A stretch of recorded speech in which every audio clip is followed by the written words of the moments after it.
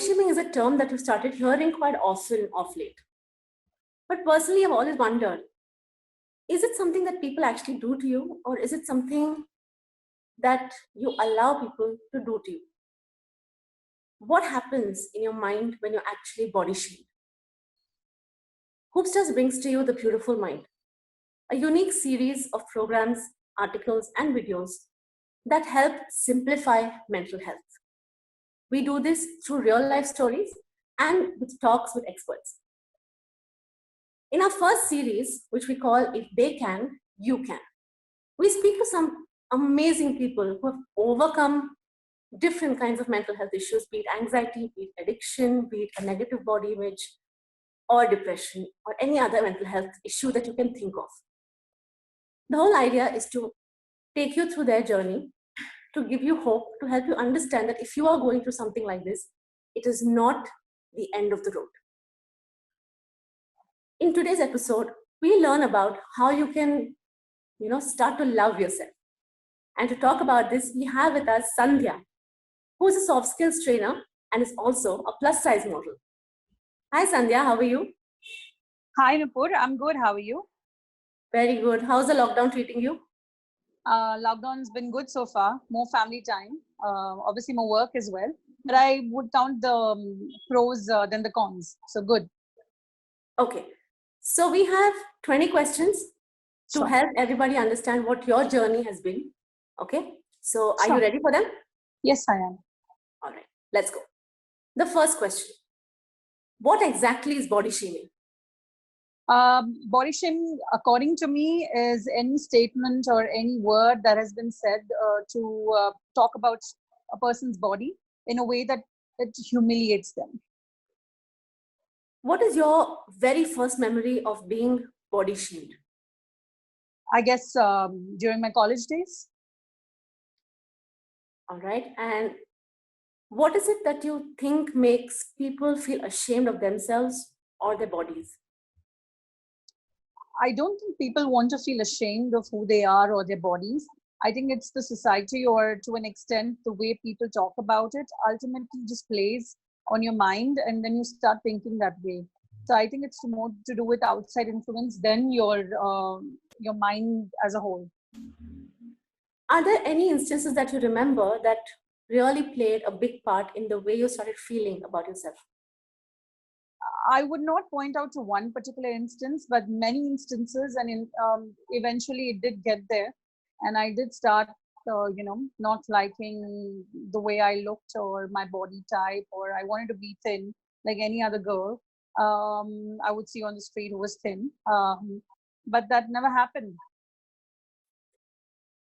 And what were the kind of conversations that you used to have with yourself back then? Back then, I didn't want to have conversations. I would not even look at the mirror. It was not something that I would not want to dress up. I would not want to do anything because I just felt no matter what I do, nothing's going to change. So what's the point? So looking at the mirror, I don't even remember looking at the mirror. I mean, maybe once in a day just to get ready. But otherwise, no. I did not have any conversations. And how did this image that you had created of yourself affect your relationships with the opposite gender? Well, there was no opposite gender for a very long time, honestly, because I think when you're in your 20s, men tend to, want someone who's attractive, thin, and, all of that. I was always a chubby kid. And chubby kids are generally like, always in the boy gang just as a friend. But so I did have a lot of guy friends, but they were all friends because you just like one of the tomboys in the group because you end up wearing jeans and t-shirt just like them. And because you don't fit into other clothes like other women do. So I was never dressy. So boyfriends didn't happen for a very long time. Okay. And when you met new people, did you feel confident, or what was your first thought when you met anybody new? I was very shy of meeting new people for a very long during that time because I didn't know what to expect. I was scared of being judged about the way I was, or maybe that's what I thought in my head. But actually, that's not the truth. That's what I realized over the years. But I would just say I wouldn't talk. unless, asked for. I was very quiet. I was socialized. I'm a very social person. I did have a lot of friends, but it was just limited to my friends circle. Okay. And was there ever any point when you felt angry with yourself? Oh, many times. Many times. I've had days, I've had nights, sleepless nights. I've tried. I have, I've felt angry at myself for the way I am. I've tried to change by doing a lot of things, but that never happened, and that would disappoint me. So, and I didn't have anyone to talk to. So I would just talk to myself at that particular time, yes. But all negative thoughts, basically. So, And what were some frustrations that you remember having at that time? I cannot remember frustrations, but generally I was disappointed just the way I am, because I just felt maybe I could have been better, maybe I could do better, or what more can I do to stand or fit in, because I just felt that a lot of places I wouldn't fit in. So it was very difficult. And did you develop any sort of defense mechanism? Because people were body shaming you, they were telling you negative things. What was your defense mechanism? I think my defense mechanism was to snap. I think over the years, I just got very intolerant about the whole thing, and I would just snap at people, and that did really go down well. But I had no other way out, because I just felt, because there are times that I'm eating and people are constantly looking at my plate, and just judging me based on what I'm eating and how much I'm eating. And I've told them that it's nothing to do with eating. I mean, just so then comes a point where you just get frustrated and you just snap and you just say, like, back off. I've had enough. And did you try to lose weight? Yes, I did. Not once, not twice, many times. I think when I was 18 or 19, I was putting on weight, and then my mom said I should hit the gym. I did, but that didn't really help me. I was always on, like a chubby kid. So I just continued putting on weight. I don't remember being thin ever, as a kid, as a teenager, or even as a growing adult. Now I'm in my late 30s, and I don't see any change in that. So I've accepted myself over the years. But yes, gymming, dieting. I went to nutritionist, two different ones. I did lose weight with one of them, and it worked for me, but it wasn't long term. The moment I decided I'm going to just give it a little bit of space, I gained back all the weight and extra weight as well. So it didn't really work for me. Okay. So what brought about that acceptance? You know what? This is it. This is who I am. I think that acceptance comes with age, I feel, because the younger you are, it's easier to mold. So people mold your thinking, and, that they make you feel the way they want you to feel. And that's how I felt at that point. But as you grow older, you have your own thoughts.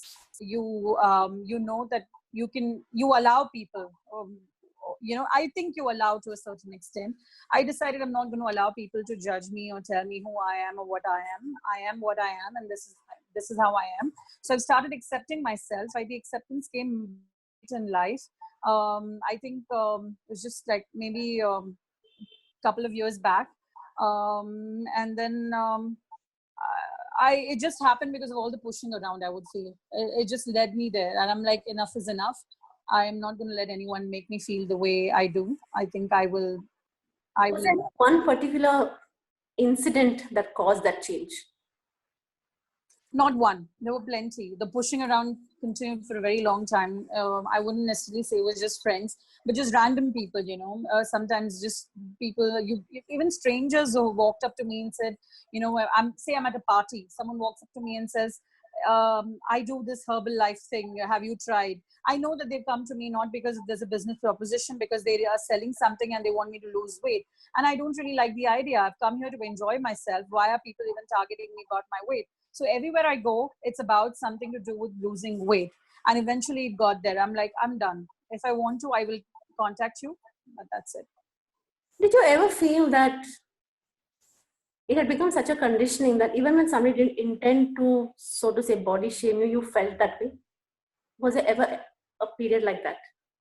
Yes, many times. Because I think what happens is it just sits in your head automatically that people are probably trying to say that when they are not trying to say that, and then you just put your defense mechanisms up because you think you're going to be attacked about it. So it has happened many times, yes.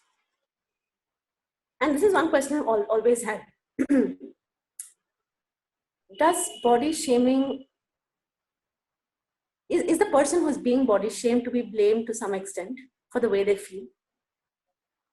I would say yes. Okay. Because you're saying that they allow people to get in their head? Yes.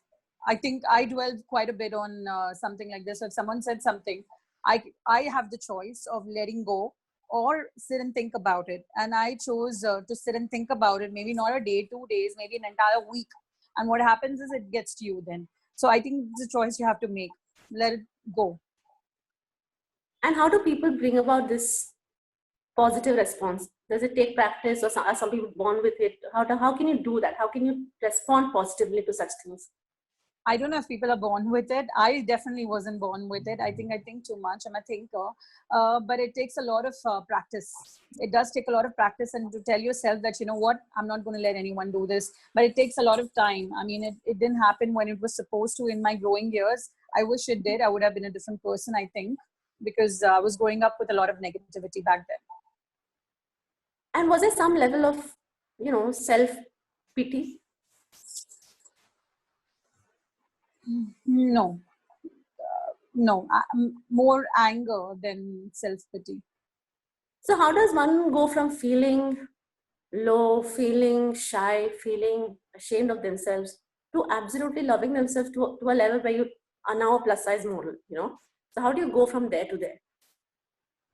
Like I said, it requires a lot of positive thinking, and it happens gradually. Just to tell yourself, you change over the years. It requires a lot of there are two directions. I can go in a negative way and just keep thinking and blaming myself for the person I am, or make a change and become thin, which wasn't the case either. So what other way am I supposed to do it in? I think self-acceptance. I think you have to love yourself. I think that's what I started doing. It's an affirmation. You tell yourself every day that you're good. And the moment you start saying that, a lot of things around you change automatically. Are there any regrets that you can think of? No regrets. Okay. And what is the biggest myth about people who are plus size or obese? What is the biggest myth about them? That they eat too much. That's the biggest myth. And what is your life like today? My life is good. I think I am surrounded and I'm blessed with a lot of positive people around me. And I'm doing a lot of work which satisfies me when it comes to body image and body positivity influence. And I do it through social media, through Instagram, through different people, because of my idea is to reach out to as many people as possible who need help. And through this journey, I recovered, I realized that it's not just women.